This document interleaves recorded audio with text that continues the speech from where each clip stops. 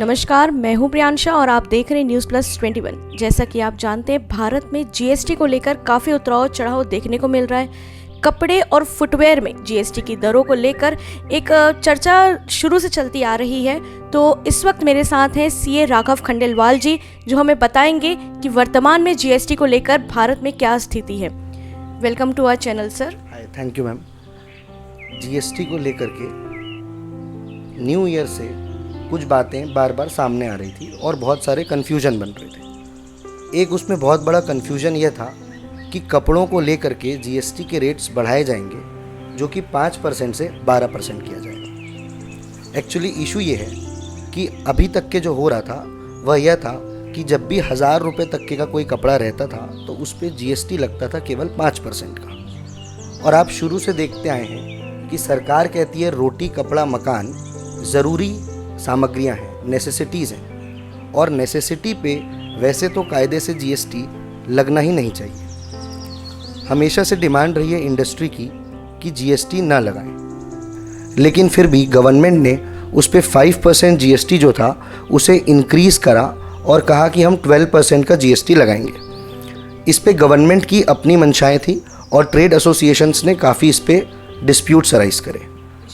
Sir, वर्तमान में जैसे कपड़ों को लेकर 5% और फुटवेयर को भी लेकर 5 से 12% तक का बढ़ाव देखने को मिलने वाला था 1 जनवरी से, उस पर आप क्या कहेंगे? इस पे मैं एक बात ऐड करना चाहूँगा कि कपड़ों को लेकर के जो 12% का रेट में इंक्रीज़ होने वाला था वह रेट को इंक्रीज़ अभी नहीं किया जा रहा है और निर्मला सीतारमण जी ने उसे डेफर कर दिया है फॉर द टाइम बिंग।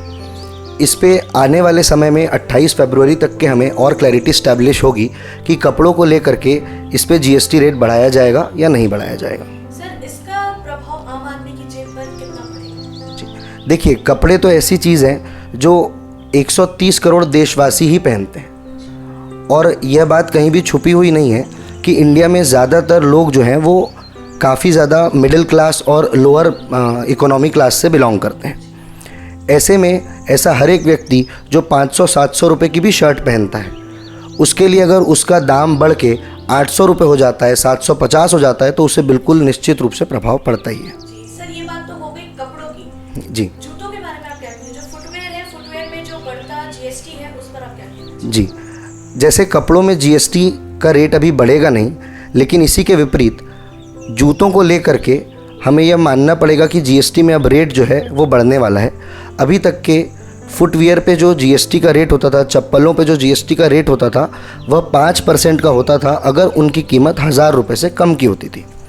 लेकिन अब इनका जो रेट है वह 5 से हट करके 12% हो जाएगा। अगर 1000 रुपये से कम का कोई भी फुटवियर है तो उस पर अगर आप 12% का जीएसटी लगा देंगे तो जो चीज़ पहले 1050 की आती थी वो अब 1125-120 रुपये की आएगी। सर, इसका प्रभाव जो छोटे व्यापारी हैं जी, उन पर क्या देखने को मिलेगा? बिल्कुल, देखिए, छोटे व्यापारी के लिए बहुत बड़ा एक फ़ाइट बन जाएगा ये, क्योंकि जब भी वो कोई माल खरीद के लाते हैं और स्टॉक अपने पास में रखते हैं तो उस पर उनकी जो वर्किंग कैपिटल है, जो लागत है, वह बढ़ जाएगी और लागत के बढ़ने से काफ़ी सारे लोग जो हैं अपना स्टॉक मेंटेन नहीं कर पाते हैं। तो ये उनके लिए एक बहुत बड़ा चैलेंज होगा कि वो इस लागत को कैसे अपनी कम रखते हैं, कैसे उसको मैनेज करते हैं।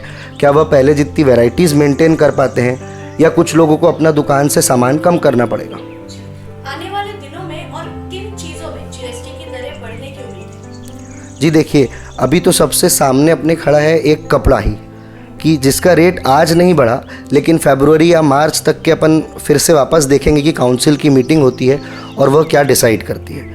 साथ में मैं आने वाले टाइम के लिए एक चीज़ ज़रूर ऐड करना चाहूँगा कि 1 जनवरी से नए कानूनों में कुछ नया बदलाव हो रहा है, जिसके कारण से अगर कोई भी व्यक्ति अपनी जीएसटी रिटर्न्स में किसी भी प्रकार की छोटी मोटी डिफ़ॉल्ट करता है तो वह अब बहुत महंगी पड़ेगी। फॉर एग्ज़ाम्पल, मंथली हर एक व्यापारी ने GSTR 1 और GSTR 3B सबमिट करना रहता है। अभी तक के ऐसा होता था कि आप 3B में ITC का क्रेडिट लेते थे और वह जो क्रेडिट है वह आप 16 सबसेक्शन नंबर 2 की कंडीशन सेटिस्फाई करते हुए ले लेते थे। लेकिन अब यह होगा कि अब आपको वहाँ पे 16(2) में एक कंडीशन और ऐड कर दी गई है और यह बोला गया है कि अगर 2A में या 2B में रिफ्लेक्ट नहीं करेगा इनपुट तो आप उसका ITC नहीं ले पाएंगे। सर आपको क्या लगता है जीएसटी की वसूली जो भी कर रही है सरकार, इससे क्या भारत की इकोनॉमी में कोई अंतर आया है? देखिए, इकोनॉमी में काफ़ी अंतर आया है जीएसटी की वसूली से। ऑल्दो जीएसटी का कलेक्शन काफ़ी बढ़ा है, पर हमें साथ के साथ में यह बात इग्नोर नहीं करना चाहिए कि छोटे छोटे जितने व्यापारी हैं उनके ऊपर अगर सरकार बहुत सख्ती से पेश आएगी तो वह लोग जो महीने का 50,000 40,000 रुपये कमा रहे हैं वो लोग महीने भर में कंप्लाइंसेस कितने करेंगे। ये सब जो चीज़ें हैं ये MSME जो सेक्टर है उनको बहुत नेगेटिवली इम्पैक्ट करता है।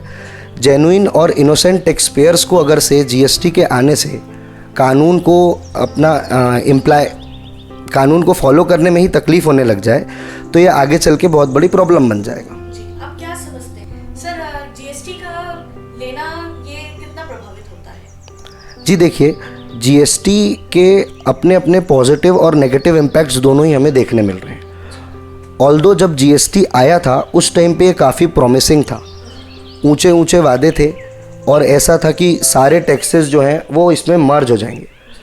टैक्सेस तो मर्ज हो गए हैं पर उससे ज़्यादा तकलीफ़ें यहाँ पर पे इसलिए बढ़ रही है कि ऐसे बहुत सारे प्रोडक्ट्स हैं जिसमें आज भी टैक्सेस मर्ज नहीं हुए हैं। ऐसी बहुत सारी चीज़ें हैं जहाँ पर पे एक रेसिपिएंट ने अगर से जिससे माल ख़रीद रहा है उसे उसने पेमेंट कर चुका है, जिसमें टैक्स का भी पेमेंट कर चुका है, उसका उसे इनपुट नहीं मिलता है। तो ये जो प्रॉब्लम्स हैं इन्हें अगर सॉल्व करते हैं तो ऑब्वियसली जीएसटी एक बहुत अच्छा लॉ बनेगा। Thank you so much. तो आपने देखा कि जीएसटी का क्या प्रभाव पड़ता है आम आदमी की जेब में, किस तरीके से जीएसटी के चलते व्यापारियों को, आम आदमियों के जीवन में बहुत सारे फर्क देखने को मिलते हैं। कैमरामैन दिलीप सिन्हा के साथ प्रियांशा राजस, न्यूज़ प्लस 21, आपके हक की बात।